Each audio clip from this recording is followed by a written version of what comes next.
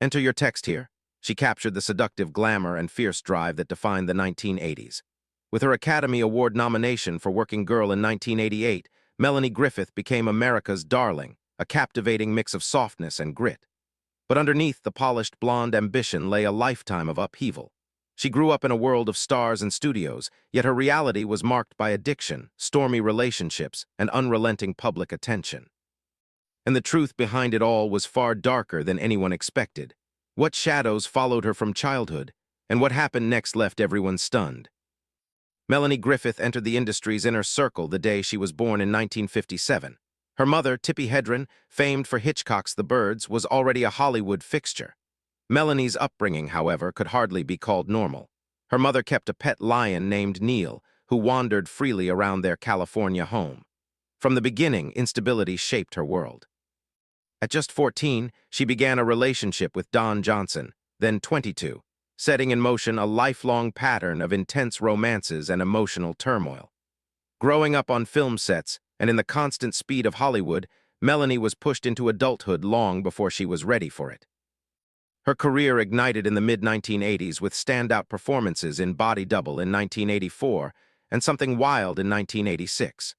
Working Girl in 1988 became her pinnacle, earning her both critical praise and commercial success, along with a Golden Globe and an Oscar nomination.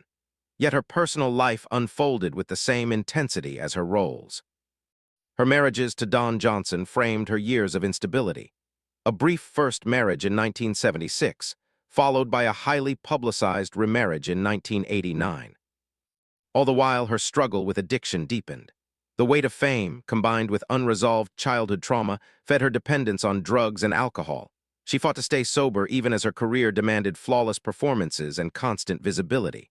By the late 1980s, she collapsed and entered rehab, a very public acknowledgement of the private battle she had been fighting for years. Chaos seemed woven into her very being. The question lingered: could she ever break free from the destructive patterns she had learned so young? The most dramatic chapter came with her fast-burning, passionate, and ultimately stormy marriage to Spanish sensation Antonio Banderas in 1996. Many believed this would be her grounding force, a new beginning beyond Hollywood's chaos. For nearly 20 years, they were seen as one of the industry's iconic power couples.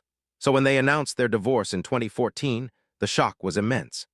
After almost 18 years together, the separation marked a major crossroads in her life. It ended not just a marriage, but her last long-standing public partnership, leaving her to confront herself without the buffer she had always relied on. The realization that followed was both simple and heartbreaking. A woman who had chased stability through a series of devoted, all-consuming relationships, often circling back to familiar faces, was now stepping into a future with no guarantees. That marriage had offered her a sense of safety. Without it, she stood face to face with the lingering consequences of her struggles, from repeated cosmetic